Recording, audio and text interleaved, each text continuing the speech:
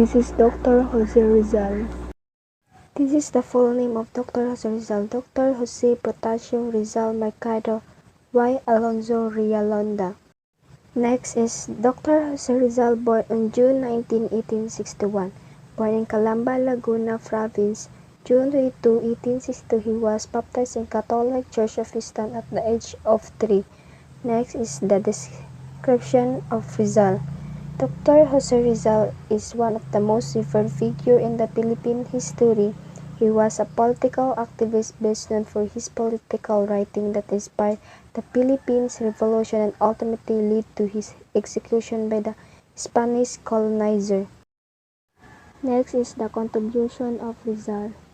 Rizal is the national hero of the Philippines. He was the one who led the Filipinos to start a revolution against the Spanish government to attain freedom and to gain control of the country.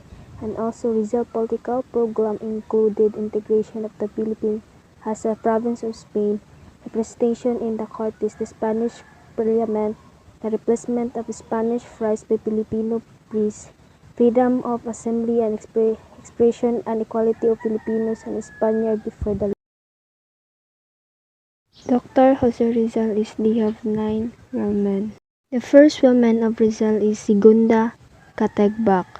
Segunda Cataybac was Jose Rizal's first love and first heartbreak. Rizal puppy love coming from a wealthy clan in Ripa. Cataybac was a close friend of Rizal's sister, Olympia Mercado. Cataybac was 14 years old when she met Rizal, who was then 16 years old. Segunda was in 1863.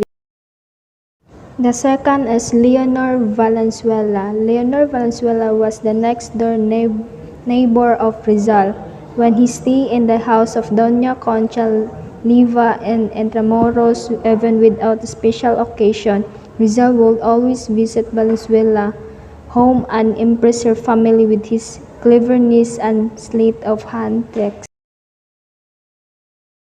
The third is Leonor Rivera. Leonor Rivera is first met in Manila when Rivera was only 14 years old. When Rizal left for Europe on May 3, 1882, Rivera was 15 years older. Ensuing correspondence began when Rizal left poem with Rivera saying farewell, and their letters to each other slowly become romantic in nature. Next is Consuelo Ortega. Full name of Consuelo Ortega y Reyes, the Madrid flirt in Madrid. Rizal courted Consuelo Ortega, age 18, the daughter of Senor Pablo Ortega y Reyes, who was once mayor of Manila and who owned the apartment where the Cercelo Hispano-Filipino meet regularly. 5 is Ocisan. Ocisan was nickname given to Seiko Sai, a native of Japan. He had an intimate relationship with Jose Rizal during Rizal vacation on Yokohama. She was 20 years old when she met Rizal. Next is Gerton Beckett. Gerton Beckett, nicknamed Gitty by Rizal Beckett, was the daughter of Charles Beckett, who was Rizal's landlord when she stayed in London in May 1888. Next is Nellie Baustad. Nellie was a Jose Rizal girlfriend. Their relationship status is crazy love triangle, a secret affair. Nellie was the mestiza daughter of a Filipina and a wealthy French English merchant. Next is Suzanne Jacobi. Suzanne Jacobi. Dr. Jose Rizal was 29 years old when he met Suzanne Jacobi when he went to Belgium in January 1890 with his friend Jose Albert, and he left the expensive city of Paris. The lady is the niece of his new landladies. During his 6-month stay in Brazil, he and Suzanne had a great time together. Next is Josephine Branken. Maria Josephine Leopoldine-Brancken, August 9, 1876 to March 18, 1902, was the common-law wife of Philippine nationalist Jose Rizal during his exile in Dapitan in the province of Zamboanga del Norte in the southern Philippines. Josephine Brancken is the unhappy wife of Rizal. Next is the 8 popular writing of Rizal. Next is to the Filipino youth. Rizal wrote this literary poem when he was still studying at the University of St.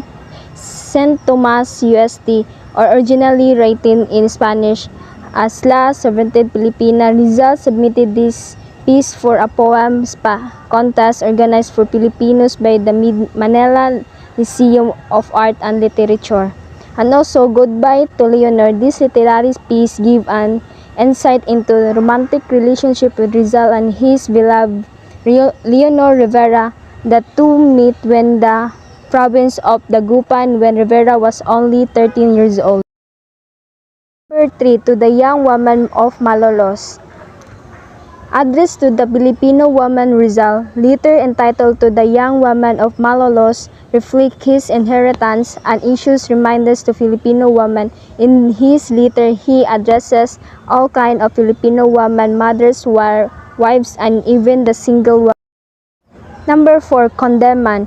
A condemnment is traditionally refers to the love song where a man serenades the woman he loves. For scholars, his word is derived from the Tagalog phrase kung hindi man, if it shall not be so, which suggests the people put their faith in a higher being who decide whether or not something is meant for them.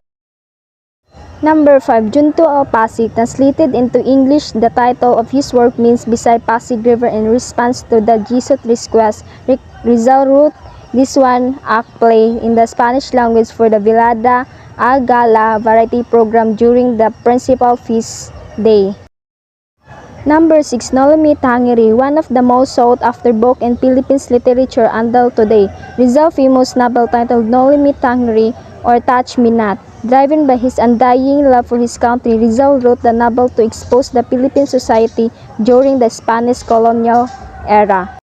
Number 7, El Filibusterismo. Rizal's sequel is his first book, Noli Me Tangere. In El Filibusterismo, the reign of the greed, the novel exhibits a dark time, as opposed to the atmosphere in the first novel, in which is depict the country issues on how the protagonist attempts a reform. Number 8, Mi Ultimo Adios. After being associated with the Katipunero, Rizal was arrested and later sentenced and to date by firing squad for acts for sedition and rebellion. Also, the last word of Rizal, the consummatum, is meaning it is finished. As our country today confront numerous and severe issues, let us not forget the fate of our nation now in our hand.